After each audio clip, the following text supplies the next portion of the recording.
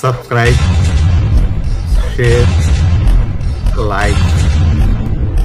అంతిమ దైవ గ్రంథం ఖుర్ఆన్ 21 అల్ అంబియా దైవ ప్రవక్తలు సూరా. أعوذ بالله من الشيطان الرجيم بسم الله الرحمن الرحيم అపార కరుణామయుడు పరమ కృపాశీలుడైన అల్లాహ్ పేరుతో.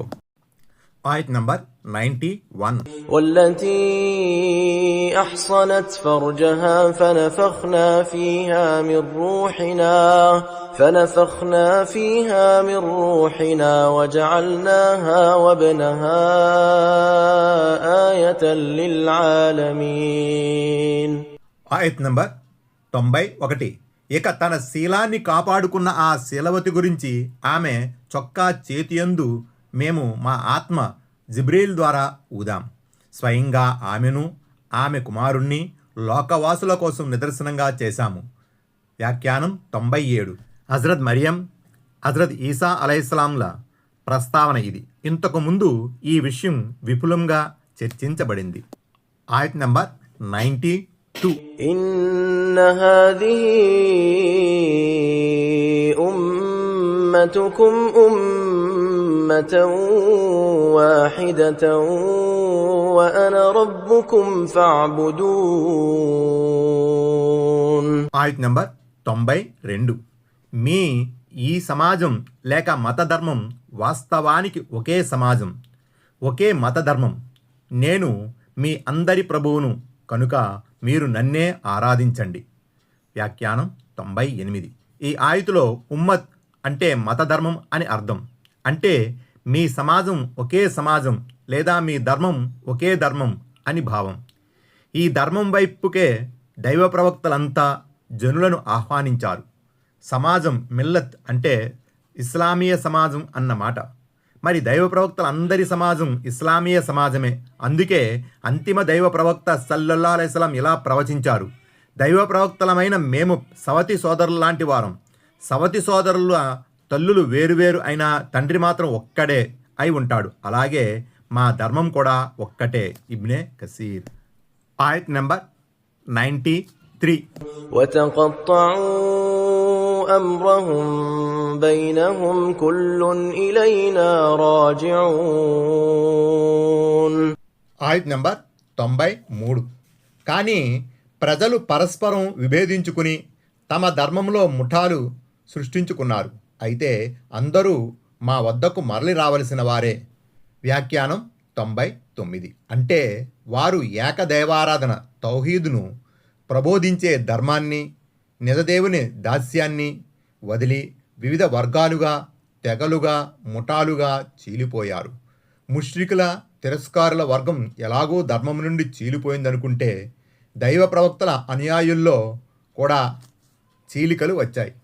వారిలో కొందరు యూదులుగా, మరికొందరు క్రైస్తవులుగా, ఇంకొందరు ఇంకో వర్గంగా విడిపోయారు. ఆఖరికి ఈ ముఠాలు అంతిమ దైవ ప్రవక్త సల్లల్లాహు అలైహి వసల్లం అనుయాయులైన ముస్లింలను కూడా వెంటాడడం మానుకోలేదు. ముస్లింలు సైతం డజన్ల కొద్దీ ముఠాలుగా, వర్గాలుగా వేరువేరు కుంపట్లు పెట్టుకున్నారు. వీరిలో ఎవరి విశ్వాసం నికార్సైనదో, ఎవరి ఆచరణ ఆమోదయోగ్యమైనదో, ఎవరు దైవప్రీతికి, క్షమాభిక్షకు అర్హులో తీర్పు దినాన అల్లాహ్ సమక్షంలో హాజరైనప్పుడే తేలుతుంది. ఆయతుల నంబర్ 94, 95.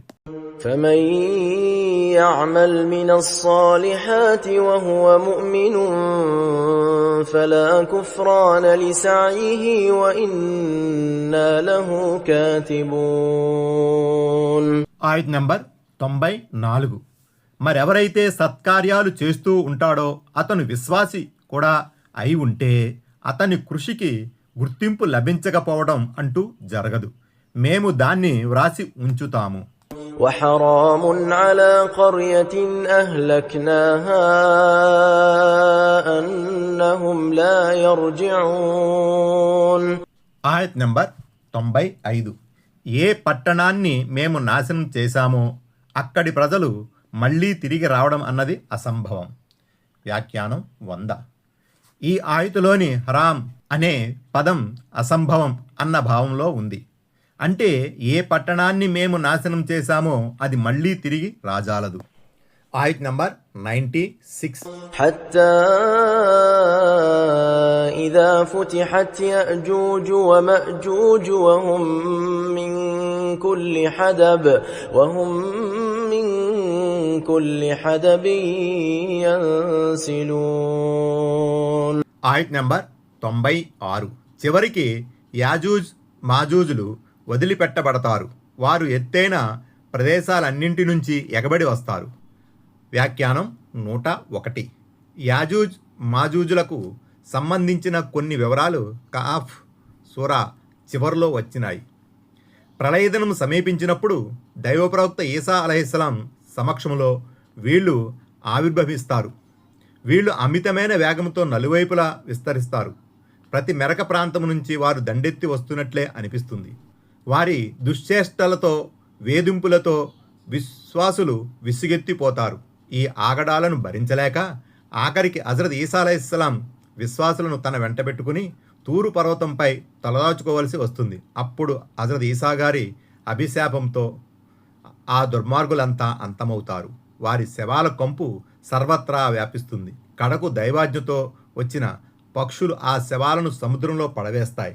ఆ తరువాత దేవుడు ఓ భారీ వర్షం కురిపిస్తాడు. దాంతో నేలంతా పరిశుభ్రమైపోతుంది. ఈ వివరాలన్నీ ప్రామాణిక హదీసుల్లో విశదీకరించబడ్డాయి. వీటి కోసం ఇబ్నే కసీర్ వ్యాఖ్యానం పరిశీలించగలరు. ఆయత్ నంబర్ 97. واقترب الوعد الحق فإذا هي شاخصة أبصار الذين كفروا يا ويلنا قد كنا في غفلة من هذا بل كنا ظالمين. ఆయత్ నంబర్ 97. మరి సత్యమైన వాగ్దానం సంభవించే సమయం ఆసన్నమవుతుంది. ఆ సమయంలో అవిశ్వాసుల కనుగుడ్లు విచ్చుకున్నట్లుగానే ఉండిపోతాయి. అయ్యో మా పాడుగాను, మేము ఈ పరిస్థితి పట్ల పరధ్యానానికి గురయ్యాము, అసలు మేమే దుర్మార్గులం అని ఒప్పుకుంటారు. వ్యాఖ్యానం 102. ప్రళయదినపు వాగ్దానం సత్యబద్ధమైనది. అది నెరవేరటం తథ్యం. యాజూజ్ మాజూజులు పుట్టిన తరువాత ఇది సంభవిస్తుంది. అప్పుడు సత్య తిరస్కారుల పరిస్థితి దారుణంగా ఉంటుంది. వారి కనుగుడ్లు పైకి తేలిపోతూ ఉంటాయి. ఆ కలకలానికి వారంతా బిత్తరపోతారు. దిక్కుతోచని ఆ స్థితిలో గతాన్ని నెమరవేసుకోవడం మొదలెడతారు. ఆయత్ నంబర్ 98. إنكم وما تعبدون من دون الله حصب جهنم أنتم لها واردون. ఆయత్ నంబర్ 98. ఓ అవిశ్వాసులారా, మీరు అల్లాను వదిలి మీరు పూజించే మీ దైవాలు అందరూ నరకానికి ఇంధనం అవుతారు. మీరంతా దానికి ఆహుతి కావలసిన వారే. వ్యాఖ్యానం 103. ఈ ఆయతు లాతు, మనాతు, ఉజ్జా, హుబల్ వంటి దేవతలను పూజించే మక్కా అవిశ్వాసుల నేపథ్యంలో అవతరించింది. అవన్నీ రాతి విగ్రహాలే. అవన్నీ రాళ్ళు అవ్వటం వల్ల వాటిలో గ్రాహ్య శక్తి లేదు. అందుకే ఈ ఆయుతులో మాతాబుదూన్ అనే పదం వాడబడింది. భావాలు, ఆలోచనలు, బుద్ధి వివేకాలు, పంచేంద్రియాలు లేని వాటి కోసం అరబీలో మా పదం ప్రయోగించబడుతుంది. దీని భావం ఏమిటంటే మీరు, మీతో పాటు మీరు ప్రతిష్ఠించి పూజలు చేస్తున్న ఈ రాతి బొమ్మలు అన్నీ అందరూ నరకానికి ఇంధనం కావలసిన వారే. మరి చూడబోతే ఆ రాతి బొమ్మల తప్పేమీ లేదు. వాటిలో చలనము కానీ స్పృహ కానీ లేదు. కానీ ఈ ముష్రికులు, అవిశ్వాసులు వాటిని పూజించి ఎంత ఘోరమైన తప్పిదం చేశారో తెలియచెప్పడానికే వారి విగ్రహాల సమేతంగా వారిని నరకానికి ఆహుతి చేయడం జరుగుతుంది. ఆయత్ నంబర్ 99. لو كان هؤلاء آلهة ما وردوها وكل فيها خالدون. ఆయత్ నంబర్ 99. వీళ్లే గనక నిజమైన దైవాలు అయి ఉంటే నరకానికి ఆహుతి అయ్యేవారే కారు. ఇక వారంతా శాశ్వతంగా అందులో పడి ఉండాల్సిన వారే. వ్యాఖ్యానం 104. అవే గనక సిసలైన దైవాలై ఉంటే వాటికి వివేచన ఉండేది, వాటికి అధికారాలుండేవి. మీరు నరకానికి ఆహుతి అవుతూ ఉంటే అవి చూస్తూ ఊరుకునేవి కావు, కానీ అవి నిస్సహాయంగా ఉండిపోతాయి. ఆ విగ్రహాలు సైతం తమ పూజారులతో కలిసి నరకంలో పడతాయి. పూజించేవారు పూజించబడేవారు అందరూ నరకంలో సహవాసులే. ఆయత్ నంబర్ 100. لهم فيها زفير وهم فيها لا يسمعون. ఆయత్ నంబర్ 100. అందులో వారు పెడబొబ్బలు పెడుతూ ఉంటారు, అయితే అందులో వారేమీ వినలేరు. వ్యాఖ్యానం 105. నరకయాతనకు తాళలేక అందరూ ఒకేసారి అరుస్తూ ఉండడం వల్ల ఎవరేమంటున్నారో ఏ ఒక్కరికి వినిపించదు. ఆయత్ నంబర్ 101. إن الذين سبقت لهم منا الحسنى أولئك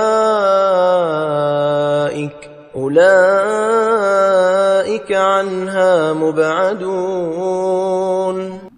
ఆయత్ నంబర్ 101. అయితే ముందు నుంచే మా వద్ద ఎవరి కొరకు మేలు ఖరారై ఉందో వారంతా నరకానికి దూరంగానే ఉంచబడతారు. వ్యాఖ్యానం 106. ఈ సందర్భంగా జనించే కొన్ని సందేహాలకు ఈ ఆయతులో సూటిగా సమాధానం ఇవ్వబడింది. దైవ ప్రవక్తలైన హజరత్ ఈసా, యేసుక్రీస్తు, ఉజైర్లు కూడా పూజించబడ్డారు. దైవదూతలు, పుణ్యపురుషులు కూడా పూజించబడ్డారు. మరి వారంతా తమ భక్తులతో సహా నరకంలో పడవేయబడతారా అన్న ప్రశ్న కూడా ఉత్పన్నం కావచ్చు. ఇలాంటి ప్రశ్నలన్నింటికీ ఈ ఆయతులో జవాబు ఇవ్వబడింది. వారంతా దేవుని ప్రియతమ దాసులు. వారి సద్వర్తన పుణ్యకార్యాల మూలంగా దేవుడు వారి కోసం పరలోకంలో స్వర్గాన్ని రాసిపెట్టాడు. కాబట్టి అలాంటి వారంతా నరకానికి దూరంగానే ఉంచబడతారు. ఈ మాటల ద్వారా ఇంకో విషయం కూడా బోధపడుతుంది. అదేమంటే తాము చనిపోయిన తర్వాత తమ సమాధులపై గుమ్మటాలు కట్టాలని, వాటిని దీపాలతో అలంకరించాలని, ప్రజలు తమ సమాధుల వద్దకు తమ అక్కర్లు తీర్చమని వేడుకోవాలని గనక ఎవరైనా మనసులో అనుకుంటే అట్టి పరిస్థితిలో వారు దోషులవుతారు. వీళ్ళు కూడా రాతి విగ్రహాల మాదిరిగానే తమ భక్తులతో కలిసి నరకానికి ఇంధనంగా మారతారు. ఆయత్ నంబర్ 102 103.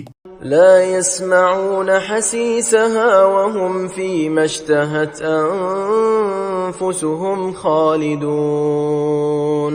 ఆయత్ నంబర్ 102. వారు నరకం సవ్వడి అయినా వినరు. తమ మనసు మెచ్చిన సుఖ విలాసాల మధ్య వారు శాశ్వతంగా ఉంటారు. لا يحزنهم الفزع الأكبر وتتلقاهم الملائكة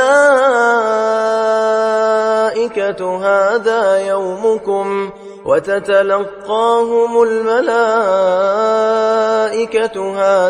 يومكم الذي كنتم توعدون. ఆయత్ నంబర్ 103. ఆ మహా కలవరం కూడా వారిని వ్యాకులపరచదు. దైవదూతలు వారిని తీసుకోవడానికి వచ్చి మీకు వాగ్దానం చేయబడుతూ ఉన్న రోజు ఇదే అని అంటారు. వ్యాఖ్యానం 107. మహాకలవరం అంటే అది మృత్యువు కావచ్చు, లేదా ఇస్రాఫీల్ ద్వారా పూరించబడే శంఖారావం కూడా కావచ్చు, లేక స్వర్గం నరకాల మధ్య మృత్యువును శాశ్వతంగా అంతమొందించే భీకర సమయము కావచ్చు. ఇస్రాఫీలు ప్రళయం సందర్భంగా పూరించే శంఖారావం అన్నదే ఈ సందర్భానికి చాలా దగ్గరగా ఉందని అనిపిస్తుంది. Please like, comment, share, subscribe.